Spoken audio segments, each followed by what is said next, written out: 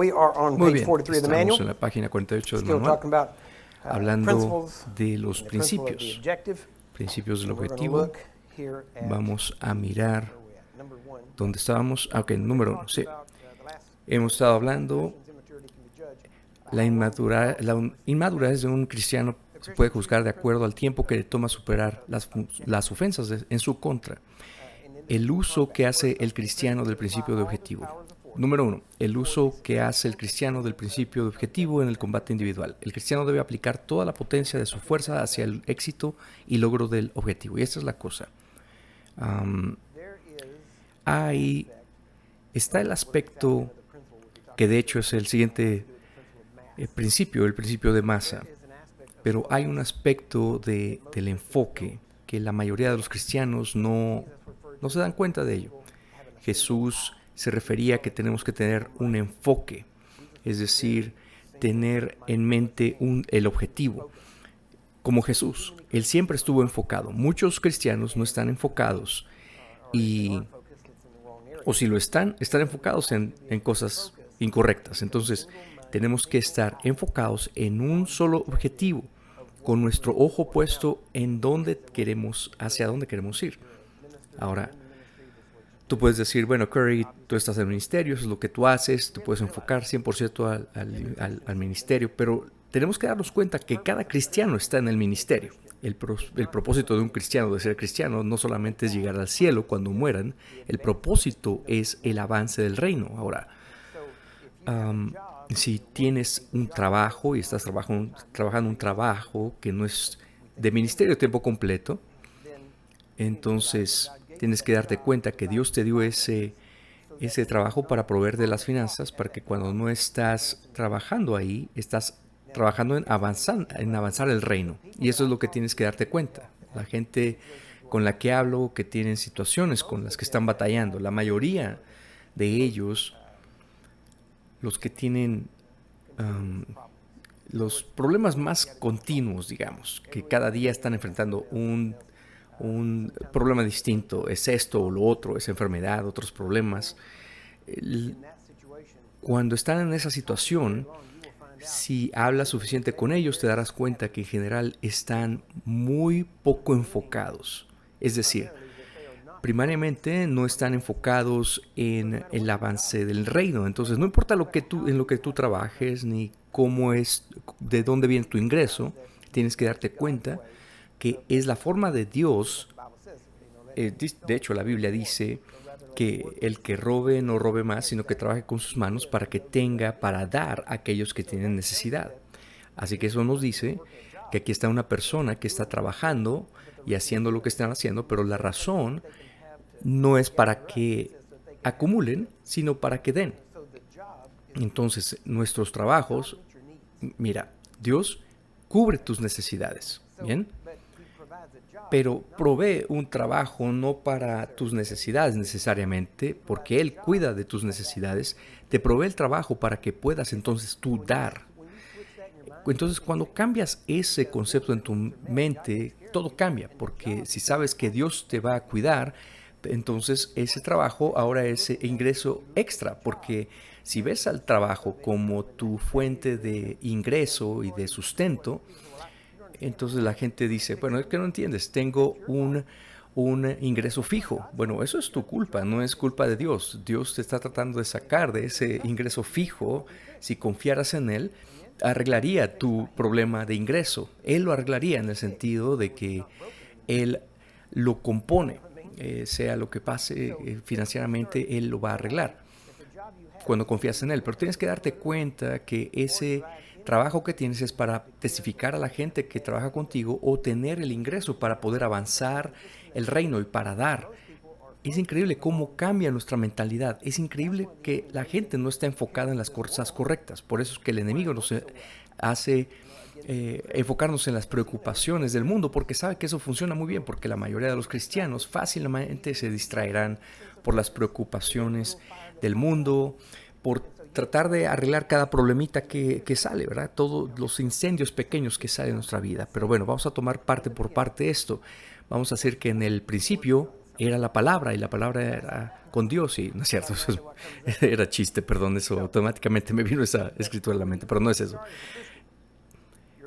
Cuando, cuando diste tu vida a Cristo, eres un bebé cristiano, empiezan las preocupaciones, el enemigo empieza a distraerte y ya arreglaste ese problema, pero sale otro, arreglaste ese otro problema, sale otro y constantemente te trata de distraer. Pero cuando creces y maduras y te das cuenta, ¿sabes qué? Ese es es una preocupación pequeña, ese es un problema pequeño. Voy a enfrentarlo, pero no me voy a enfocar en él todo el tiempo en este momento. Voy a apagar ese fuego y voy a seguir adelante. No voy a pasar demasiado tiempo en él y no voy a estar de preocupación a preocupación porque voy hacia adelante, hacia donde quiere Dios que vaya en el reino. Así que voy a apagar esos fuegos, pero voy a seguir avanzando. No me voy a quedar preocupando. Pero ¿por qué pasó esto y aquello? ¿Y por qué está pasando todo esto? ¿A quién le importa? Apaga el fuego y sigue avanzando. Simplemente sigues avanzando. Ahora, cuando te haces muy bueno en ignorar esas distracciones, entonces el enemigo deja de enfocarse en ti y ahora empieza a atacar a los que están alrededor de ti, que son inmaduros y que ponen atención a sus distracciones y te traen sus distracciones a ti. Entonces ahora es otra forma en que él trata de distraerte a través de otros porque las otras personas están, ay, es una crisis, todo es un problema. Y aunque no lo sea, pero no entiendes, esto está pasando y esto. No, no es un gran problema. Cálmate, sigue avanzando, resuélvelo, obviamente, enfrenta el problema, pero no hay necesidad de ponerse todo nervioso acerca de eso, porque lo único que vas a hacer es asustar a los demás. Entonces te van a empezar a evitar porque siempre estás todo preocupado. Entonces lo que el enemigo hace es que sigue buscando a gente que trata de distraerte a ti, porque ya sabe que tú ya no te distraes. Las preocupaciones de este mundo, la búsqueda de las riquezas, todo eso cae en este campo. Entonces, sigues avanzando y el enemigo no te puede distraer ya más. Pero dices, pero qué difícil es hacer eso. No es tan difícil, es solo diferente si tú no puedes decidir enfocarte en lo que realmente es importante. Si deseas enfocarte en las preocupaciones que crees, va a ser muy difícil enfrentarlas. Entonces todo regresa en lo que te enfocas y lo que decides que es importante. Jesús fue muy específico en esto. Las cosas que ahogan la palabra son las preocupaciones del mundo, las riquezas del mundo, y luego está la cuarta categoría que esto produce, de estas personas. Las personas que se enfocan producen 30, 60 y 100%, perdón, 30, 60 y 100%. Y sabes, te das cuenta que las preocupaciones, las riquezas de este mundo y los problemas, las preocupaciones no afectan ese cuarto grupo de personas que producen 30, 60 y 100%. Entonces tienes que vencer esa preocupación, ese amor por las riquezas y porque la realidad es que Jesús está buscando por fruto cuando Él regrese. Esto es tan importante. Tienes que decidir qué es lo importante. Hay un par de buenos libros por ahí que hablan de esto. De hecho, son libros seculares, pero ayudan a mucha gente. Hablo con personas y aún cuando yo los leí dije, oh, eso está bueno, ayuda a uno a enfocarse. Uno se llama Una cosa o Una sola cosa. No me acuerdo del nombre del autor, pero se llama The One Thing, en inglés, Una cosa. Hay otro que se llama Empieza con el porqué, de Simon Sinek.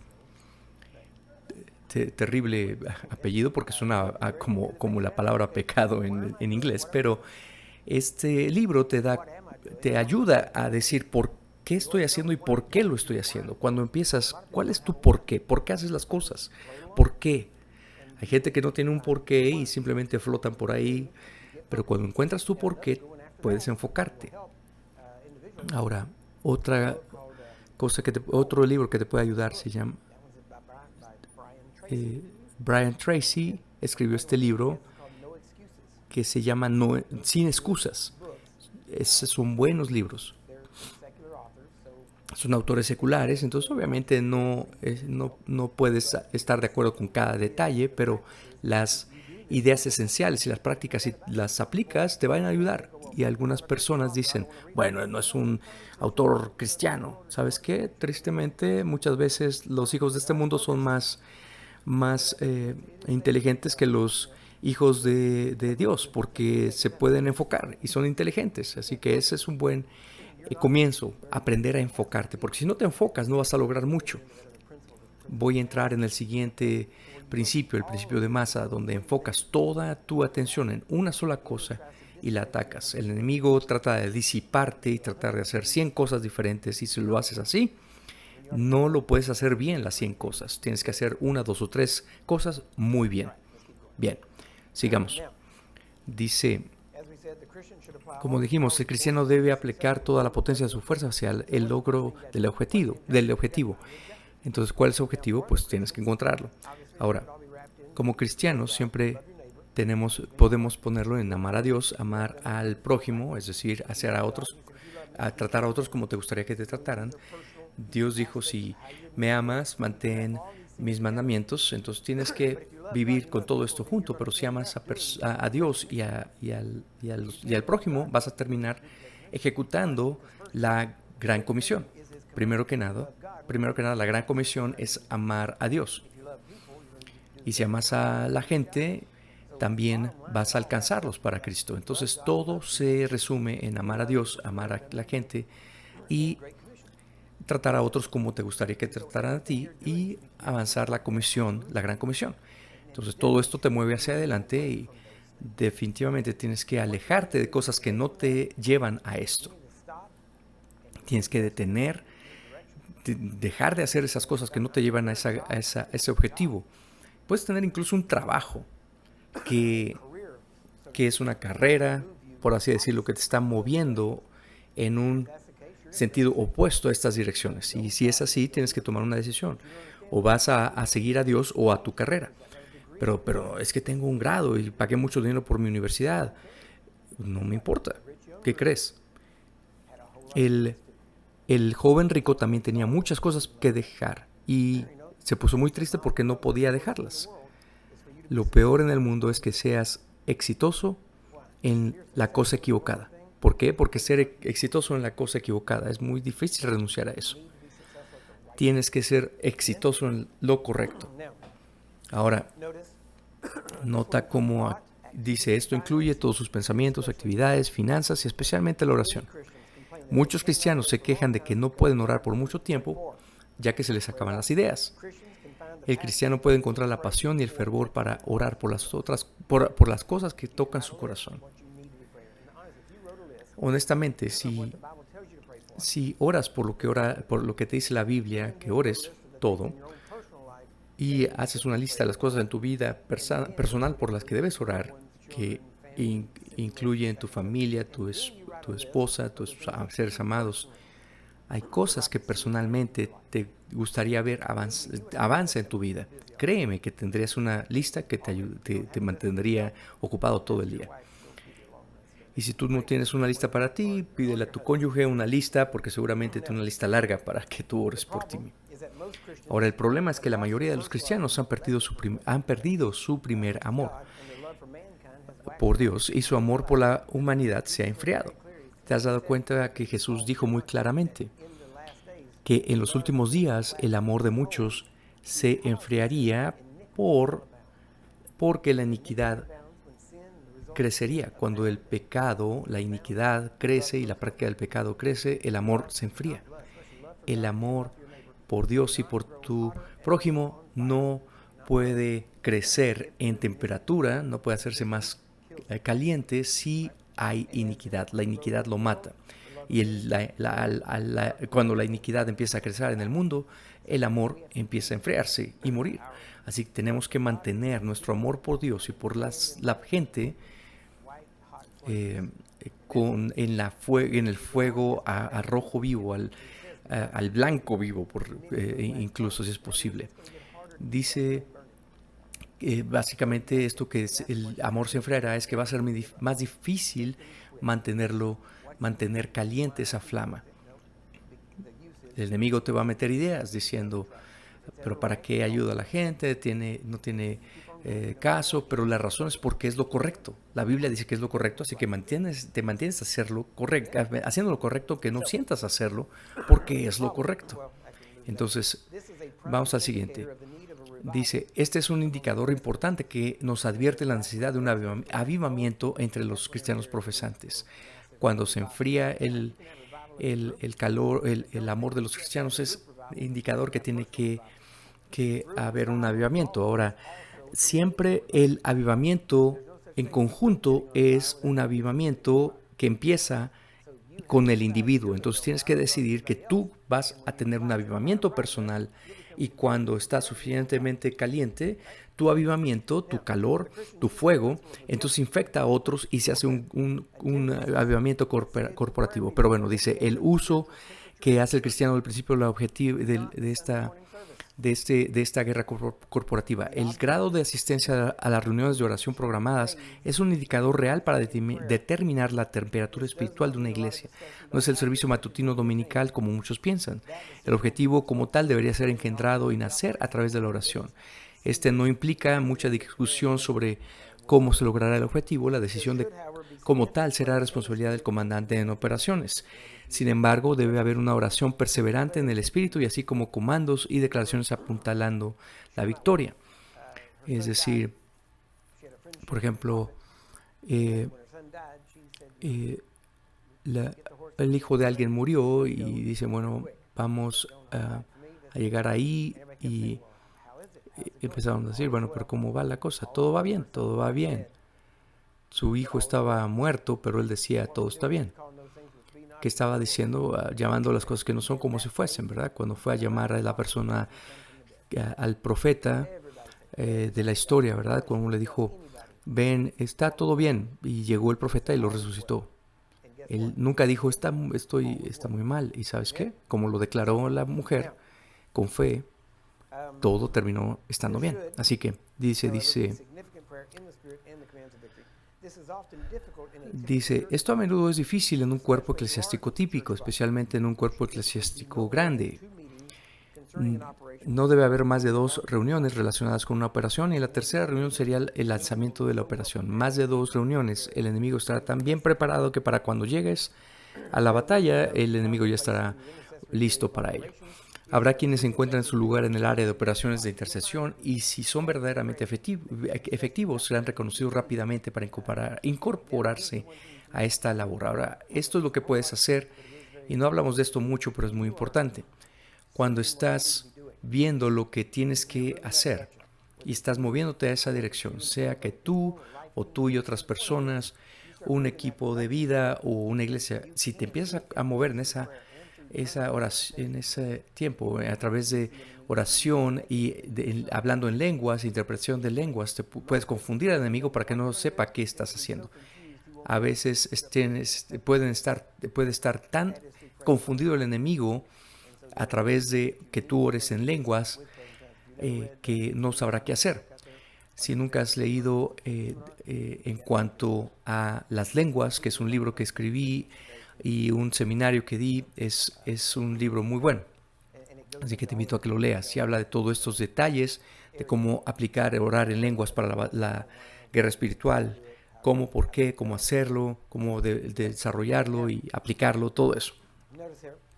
Ahora mira aquí, en el siguiente párrafo dice, sí, habrá quienes se encuentren en su lugar, voy a hablar de esto de nuevo. La oración de intercesión es vital en toda operación. La iglesia debe tener operaciones, es decir, ¿qué vamos a hacer? ¿Cuál es el siguiente objetivo? La siguiente misión. Tienes que verlo, enfrentarla. Así que este es el problema. Y lo hemos hablado antes. El ejército de los Estados Unidos hizo un estudio y dijo que puedes estar en el campo de batalla por 21 días y antes de que el cansancio te llega. 21 días puedes batallar constantemente, luego tienes que salir del campo de batalla, pero no puedes separarte más o alejarte más de 12 días. Después de 12 días vas a empezar a pelear, a argumentar toda... vas a empezar a pelearte entre los soldados porque están detrás de las líneas. Lo que nos dice es esto. Puedes pasar 21 días en batalla y 12 días descansado. Más de 12 días de descanso. ¿Qué crees? Empiezas a pelear. ¿Por qué? Porque naciste para pelear. La mayoría de los cristianos no se dan cuenta de eso. Piensan que nacieron para paz. No nacieron para paz, sino para batalla. Y cuando te das cuenta de eso y empiezas a aprender a pelear espiritualmente, ahora la cosa es que, ¿qué quiere decir eso? La iglesia no es el campo de batalla. El mundo es el campo de batalla. Porque ahí es donde haces tu vida y hay cosas que ocurren. La iglesia debería ser el lugar de entrenamiento. Ahora, nota que si tienes un servicio de iglesia cada semana, si te ausentas 2 semanas, son 14 días, es decir, 12 días ya no estás recibiendo la asignación para la batalla. Ahora, no estoy diciendo que tienes que venir a la iglesia o te irás al infierno, o si no vienes a la iglesia, te estás alejando. No, hay razones por asistir, pero típicamente si eres parte de un cuerpo y eres parte de un equipo funcionando junto y te pierdes 2 semanas seguidas, lo que pasa es que el enemigo empieza a atacarte y empieza a desarmar cosas en ti. Y luego hay argumentos, dices, no, es que no fui por tal cosa y ni siquiera era la razón real. Entonces empiezas a inventar cosas, pero el propósito de la iglesia es venir a edificarnos, a entrenarnos para ir al mundo y pelear efectivamente cuando están las batallas enfrente de nosotros. No solamente por ti, pelear por ti, pero a nombre de otras personas también. Así que la iglesia a la que vas no puede hacer eso, no lo hacen, sino te equipa y no te da las herramientas para pelear diariamente. Tienes que encontrar otra iglesia, así de fácil, donde te enseñen, te entrenen, donde no te detengan, sino te impulsen. Generalmente, la iglesia en la que tienes que estar es la que a veces te pone incómodo y te están empujando constantemente. Eso es lo que necesitas. No necesitas un entrenador físico que cuando estás sentando ahí, estás viendo tu teléfono. No. Necesitas alguien que te enfoque, que te dice, ok, haz otra repetición. Tú lo puedes hacer, vamos. Es lo que necesitamos. Pero bueno, avancemos aquí. ¿Dónde iba? Dice, la mayoría debería estar en el área de operaciones, la mayoría. También no dejes que los intercesores solamente intercedan. Asegúrate que también están haciendo por lo que están intercediendo y son parte de la operación en sí. De otra manera, la intercesión puede estar fuera del enfoque, pero cuando están trabajando con la gente en la misión, pueden darse cuenta exactamente de cuál es la necesidad. Dicen, bueno, no estoy llamado al campo de batalla solamente interceder. Eso no es cierto. Estamos entrenando a nuestros líderes en los grupos de vida y en los equipos de vida y luego dicen, bueno, esta persona tiene que ser líder. No, todos los creyentes deben ser líderes. Todos tenemos diferentes personalidades o estilos de liderazgo, pero cada creyente es un líder. Mateo 28 y Marcos 16 dijo que todo creyente debe ir a todo el mundo y predicar el evangelio a toda criatura. Así que cada creyente es un discipulador o un líder de alguien más o no está cumpliendo la gran comisión. Es así de simple. Ahora sí, sea que estés liderando a 1 o a 100, de todos modos es una posición de liderazgo. Cada creyente puede y debe liderar. Debes aprender a mejorar y todo eso, pero cada creyente debe liderar porque cada creyente debe avanzar la gran comisión. La gran comisión no es para los 5 ministerios, sino para el ministerio. John Lake dijo, todas las promesas son para el creyente, no son para los apóstoles. Todas las promesas en la Biblia no son para los apóstoles, profetas, evangelistas, pastores y maestros, es para los creyentes. El que cree hará las mismas obras que yo hizo, dijo Jesús. Un apóstol debe ser un creyente antes de ser apóstol. Y aunque sea apóstol, tiene que seguir creyendo. Amén. Entonces, mira cómo aquí dice, la intercesión no debe convertirse en la excusa para evitar el trabajo. El objetivo principal de un cristiano debe ser la gloria de Dios. Un cristiano debe hacer de la gloria de Dios su principal objetivo y esfuerzo, ya sea a través de su vida o muerte. Un cristiano debe aceptar y efectuar cualquier cambio que requiera de acuerdo a cada nueva revelación recibida a la luz de la Biblia. Así que cada semana debes estar ajustando tu vida basado en lo que estás aprendiendo al leer la Biblia o que estás aprendiendo en la iglesia. El crecimiento constante debe ser representativo de la vida del cristiano. Es una de las cosas que me gusta del Pastor Zimmerman.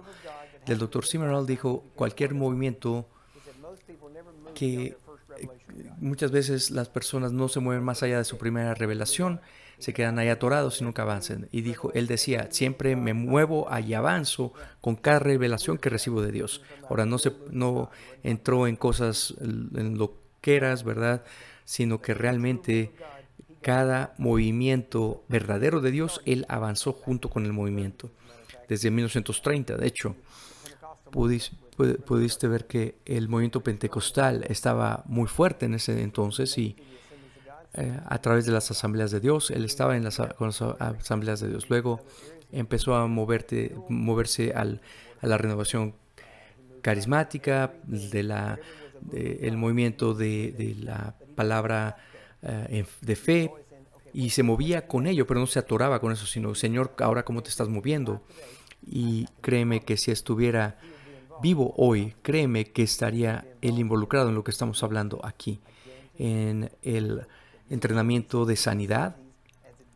Él habría visto esto como un avance de revelación de quiénes somos en Cristo y caminaría en ello, porque básicamente lo que estamos haciendo en los seminarios del nuevo hombre es caminar en la posición de autoridad, como él lo hacía, pero no sabía qué decirle, cómo llamarlo, los conceptos, pero la gente de ese tiempo no se daba cuenta que todos tenían que hacerlo.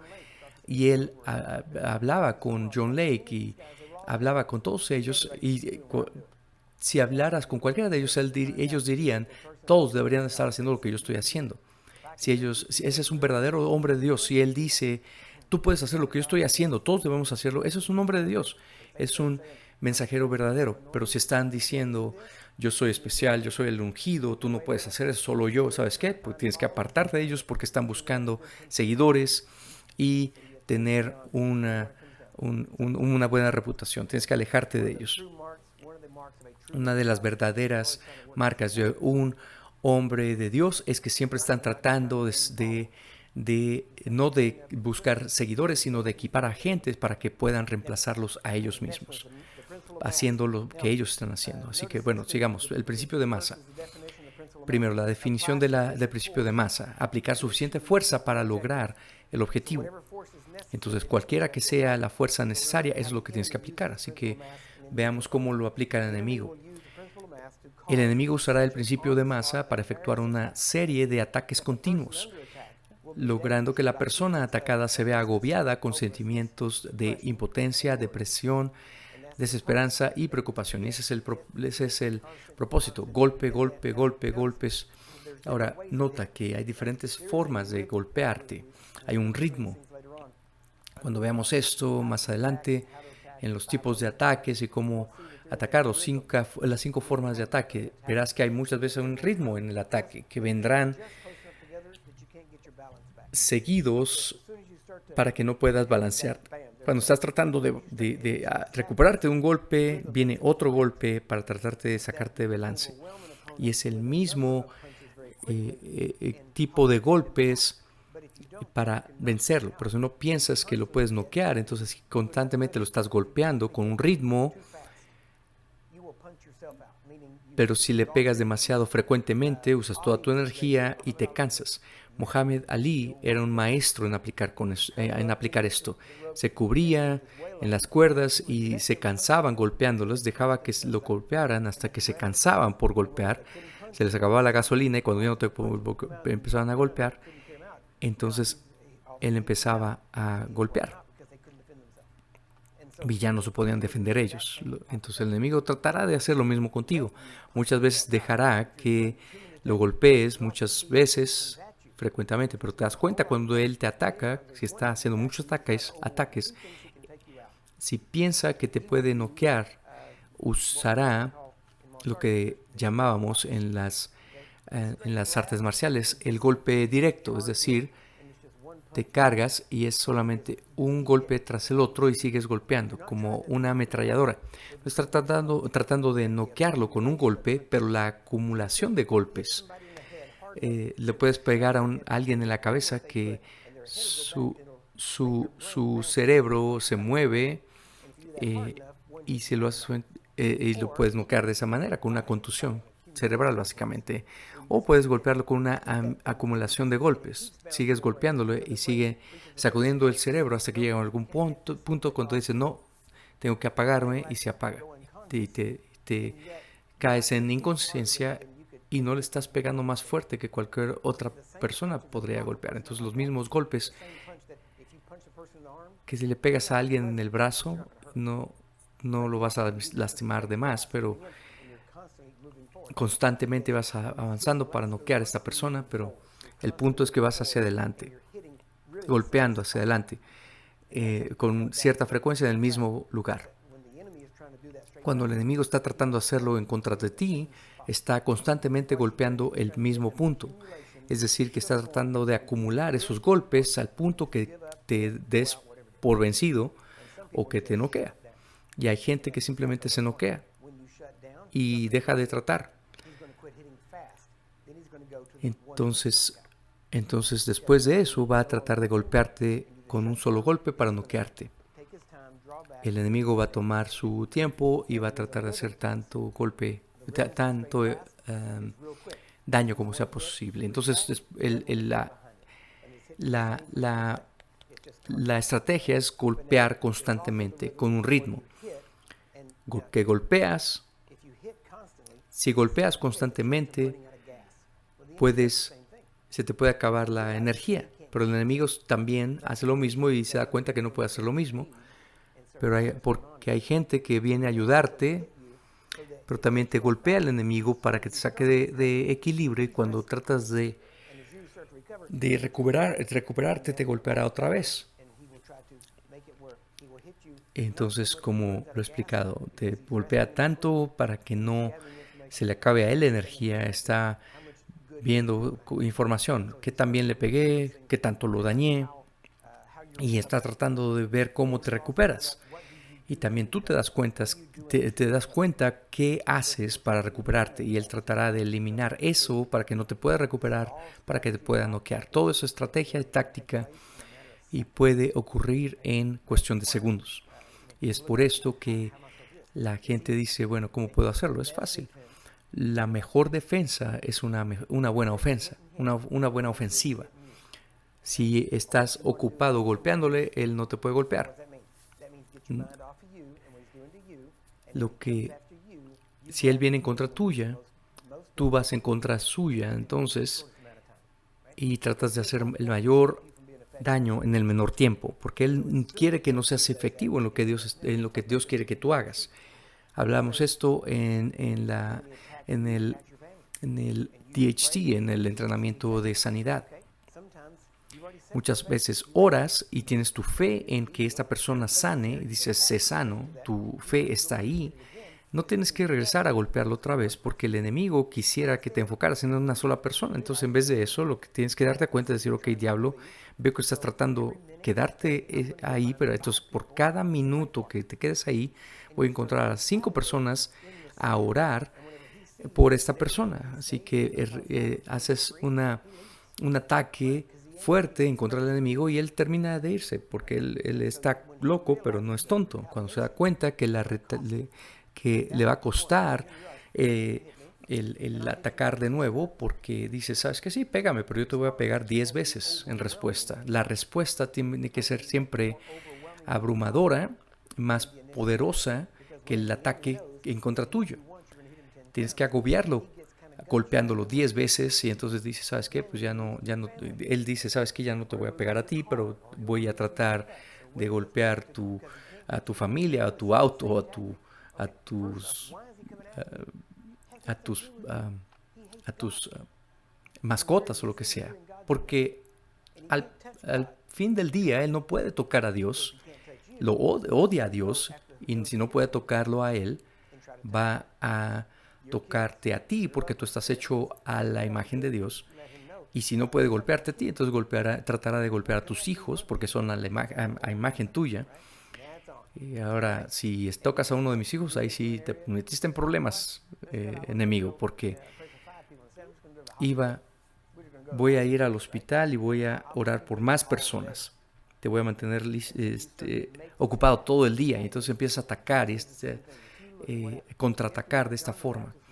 Recuerda que Juan el Bautista era el primo de Jesús. No sé qué tan cercanos eran cuando crecieron, pero era primo de Jesús.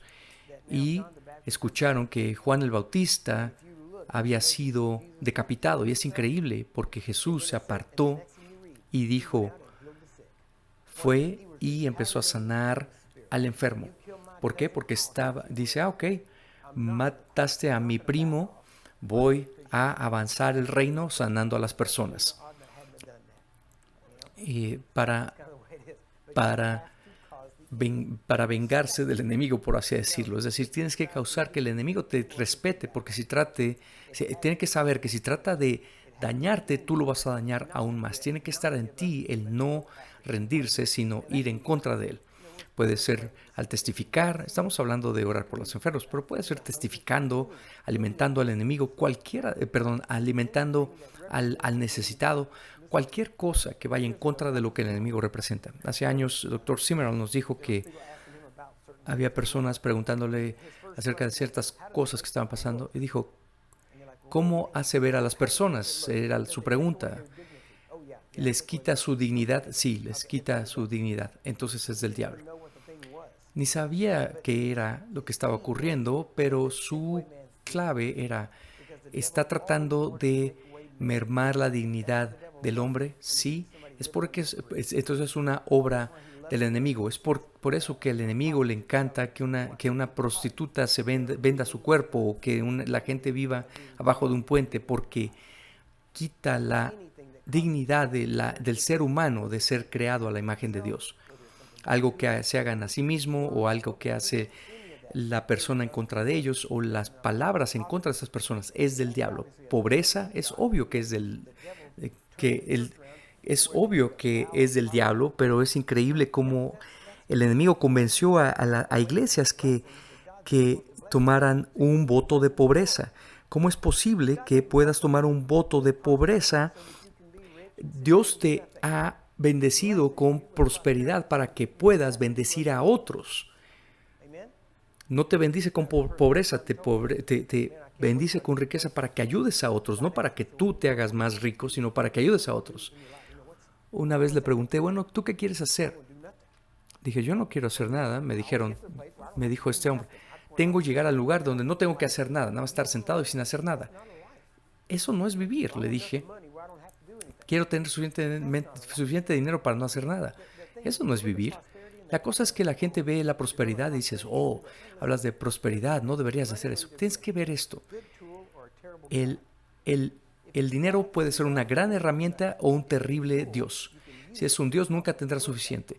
Pero si es una herramienta, puedes usarlo para cumplir el propósito de Dios.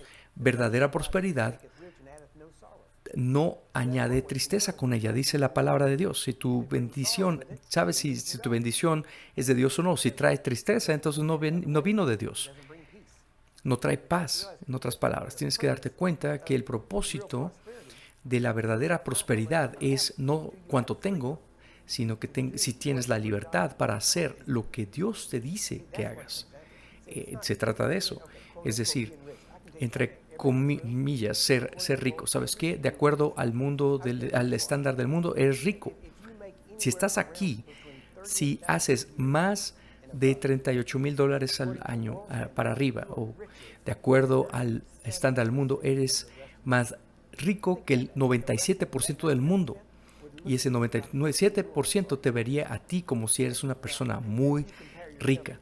Ahora, si te comparas con un multimillonario y lo que tiene, obviamente no te sientes como que eres un rico, pero el punto es que la verdadera prosperidad es tener la libertad de poder hacer con tu dinero lo que sabes que tienes que hacer. No importa cuánto dinero tienes, porque déjame te digo,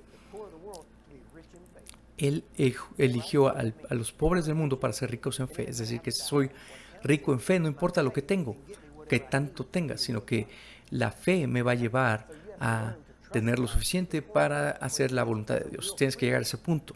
La verdadera libertad, el propósito de la riqueza en ese sentido no es tener decir, uy, yo tengo tanto, no, sino tener la libertad de poder hacer lo que Dios quiere que hagas con ese dinero. Yo no tengo dinero acumulado, pero ¿sabes qué? Estoy libre de hacer lo que tengo que hacer. Si el Señor me dice, agarra un avión y ve a este lugar, lo puedo hacer. Puedo estar en cualquier lado del mundo en 24 horas y no tengo que, técnicamente no tendría que ir en línea y rogarte que me mandes una ofrenda, ¿verdad? Si escucho a Dios y avanzo en esa dirección. Tengo esa libertad y la gente se pone nerviosa cuando la gente que son cuentachiles, como decimos en México, si no es así, se ponen nerviosos, ay, tengo que hacer esto y esto, tengo que planear todo esto y centavos y vamos a estar $3 cortos al final del mes, ¿qué vamos a hacer? $3 de veras, eso te va a panicar.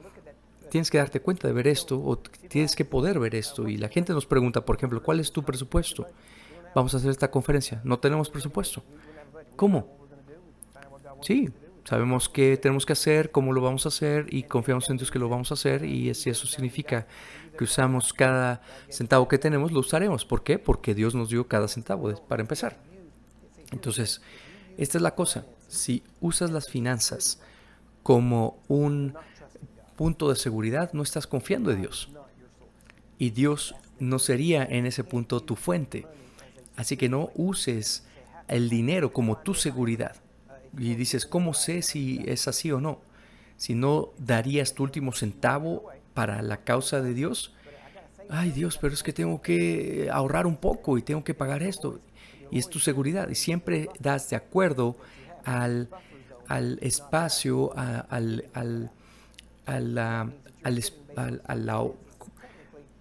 si estás dando solamente de acuerdo a las circunstancias, no estás siendo guiado por el Espíritu, sino por el enemigo, porque Dios quitará ese espacio de seguridad que tienes en cuanto a tus finanzas y te pondrás nervioso, porque ahí es cuando te das cuenta que el dinero es tu Dios. Nosotros siempre decimos, tomamos decisiones de acuerdo a lo que Dios nos dice, no en cuanto a nuestras finanzas o nuestro presupuesto. Empezamos con nada. Si termino con $1 en mi bolsa, estoy bien. La clave es si tu barco está a flote, es lo único que importa. No importa si tienes 10 metros de agua abajo de ti o 10,000 metros de agua abajo de ti. Hay veces que no importa qué tan profundo está el agua, mientras esté a flote tu barco está bien, porque el Señor siempre te llevará a aguas profundas si sigues con esta mentalidad. Pero si estás así como que a ver qué tan profundo está, no vas a ir a ningún lado. Ayúdenos en la misión de compartir el Evangelio alrededor del mundo. Juntos podemos establecer el estándar de vivir la vida de dominio.